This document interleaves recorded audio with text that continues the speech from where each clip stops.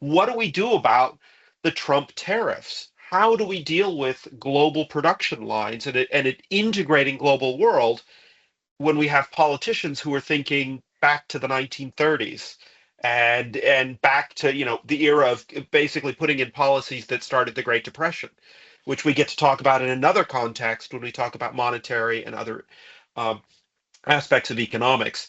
So the classic debates that we have about regulation, the classic debates that we have about taxes and everything else, they really they haven't gone away, but we've been able to enhance them now because we get to talk about recent developments, and all of them are looking forward to global problems and the things that we now face. I think there's a lot happening, and it's interesting that the book is sort of forward-looking in a way, looking at policies that are being adopted, particularly, in the developed world. I think one of the things that we've done in this book, and I'm really excited about, is to expand the chapter on unemployment to really look at labor markets and immigration. Because if you look at the dynamics, really, there hasn't been much change on unemployment. It's mostly now sort of the narrative is around, immigration, and also perhaps the emergence of AI, and in the book, we look at, immigration, the impact of immigration on local labor markets. We look at the role that immigrants play in local labor markets.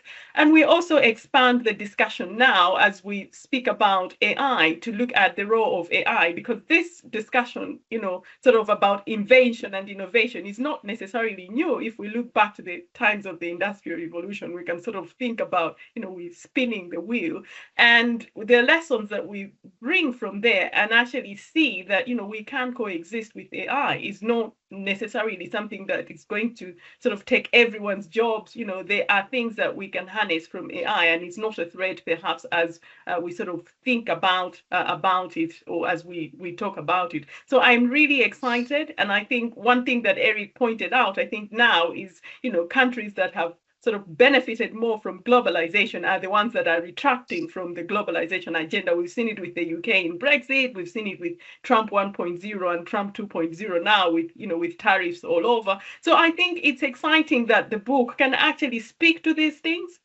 We have things about how savings and investment actually are related, or even savings and investment and the government deficit are related to the trade balance, which is something I think is more relevant for now when we speak about Trump 2.0 tariffs and looking at are Americans saving more, or where is government deficit being financed? Is tariffs really the answer when we look at the trade balance? And I think the book provides a case study from Trump 1.0 and expands it. And it's very relevant even for what we're experiencing now. So I'm really excited about that.